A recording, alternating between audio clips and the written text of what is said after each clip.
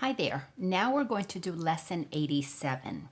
Our review today will cover these ideas from lesson 73. I will, there be light. Paragraph number 1, sentence number 2. I will use the power of my will today. It is not my will to grope about in darkness, fearful of shadows and afraid of things unseen and unreal. Light shall be my guide today. I will follow it where it leads me, and I will look only on what it shows me. Can you see how powerful these statements, these declarations are? I am going to use my power to will myself, to allow myself to see with light. Then he goes on to say in sentence number 6, this day I will experience the peace of true perception. Paragraph number 2, these forms of this idea would be helpful for specific applications.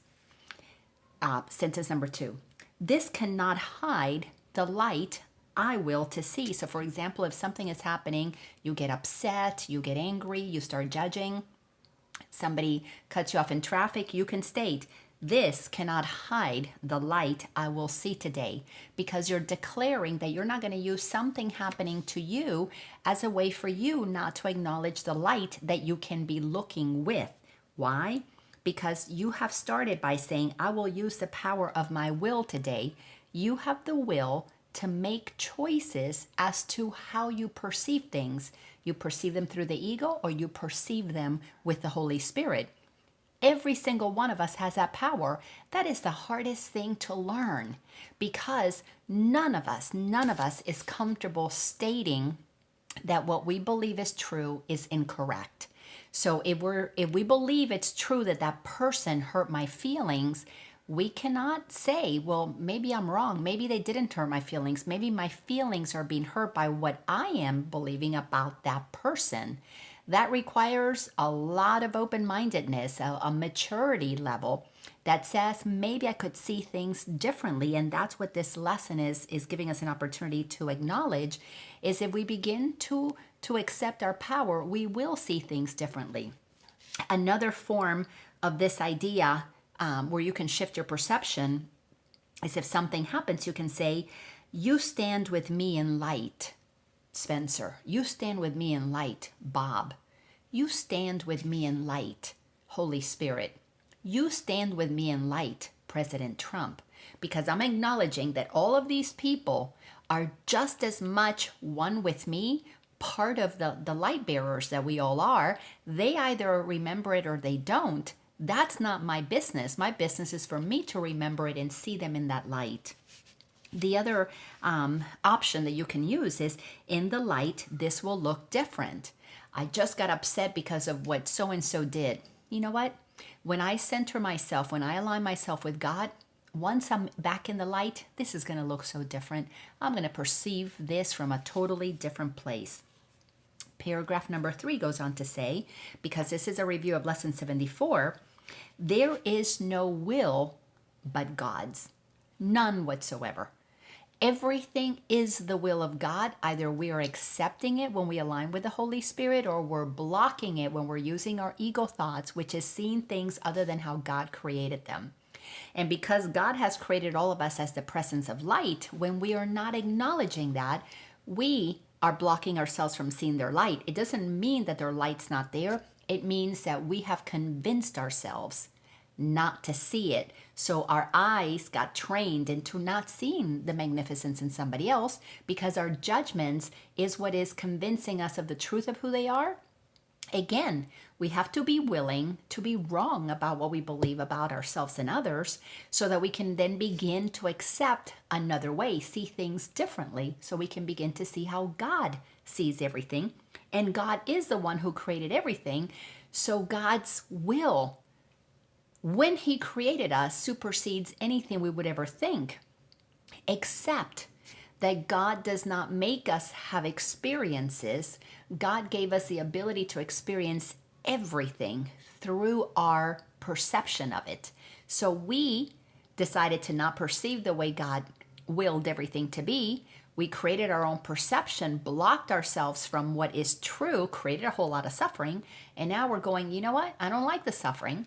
And when we stop wanting to suffer, we begin to want to see clearly. And that's when we begin to see God's will. And then we have to choose to align with it. So here's another powerful declaration in this lesson, which is a review of 74. There is no will but God's. Sentence number 2. I am safe today because there is no will but God's. I can become afraid only when I believe there is another will, my ego's will, my block to God. I try to attack only when I am afraid, and only when I try to attack can I believe that my external safety is threatened. Isn't this powerful? If I believe something there can threaten me, it's attacked my invulnerability. So I don't know how powerful I am. I begin to think that the world has power over me. I totally forget that I am safe in the mind of God. So there's a lot of cleaning up of my thinking in my mind. There's a lot of recognizing where I am at all times, safe in the mind of God. I have to align with the will of God. I have to recognize that I'm mistaken with the way I perceive things. I have to realize that I have the power to choose how I perceive things and then align with the one who really knows what's going on to get me to return to the peace that is my natural birthright. Sentence number 5 says, today I will recognize that all this has not occurred. I have to make the decision that even though I've been willing against God, it has not changed who I am. It has not changed what is true out there. This is such a powerful declaration. No matter how deluded I am, it does not change the will of God, because the will of God supersedes everything, because it created everything eternal. Amazing. Sentence number 6, I am safe because there is no will but God's. You know, we keep reincarnating. We keep getting opportunities to come back in and choose love over fear. And however many reincarnations it takes for us to undo this insanity that we're separate and this insanity to will with our ego, however many incarnations it takes, it doesn't matter to God, because God already knows that we are safe in its mind. We're just little children playing in a playground pretending that we've got these guns to kill each other, but it's all in the mind of God. It's all pretend. We cannot kill each other. We kill the bodies and have that experience, but what is eternal in us never dies. It just keeps coming back for more opportunities to choose again. Well, in this lifetime, many of us are tired of that, living like we're in Groundhog's Day, repeating the same thing over and over and over again, expecting a different result. So these lessons, these specific ones, are declarations of the truth that we have got to accept about ourselves. I am safe because there is no will but God's. If that statement is true, then let me find my safety by understanding God's will for me. Paragraph number 4.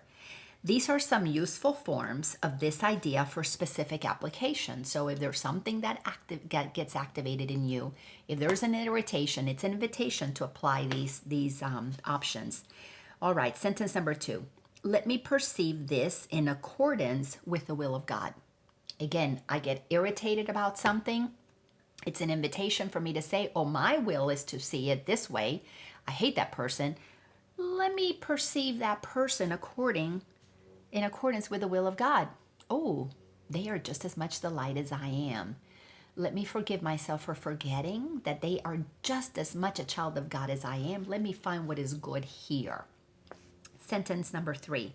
It is God's will you are his son. Spencer, Bob, Billy, Susie, Mary, and mine as well. It is my will that I recognize you, Mary, you, Bob, are the child of God. I want to see you the way God sees you, because it was God's will that you be its child. God created you. All right, number 4, sentence 4. This is part of God's will for me, however I may see it. So no matter what judgment I want to place on something, it is part of God's will for me. Why? Because what God has created stands forevermore, unchangeable. As love, as light, as holiness, I need to adjust my perception to will with God's perception, God's creation, not perception, God's knowingness of what everything is, so that I get to experience life in the joyful way that we were designed to experience life as. Thanks a bunch for doing this lesson with me. I'll see you in the next one.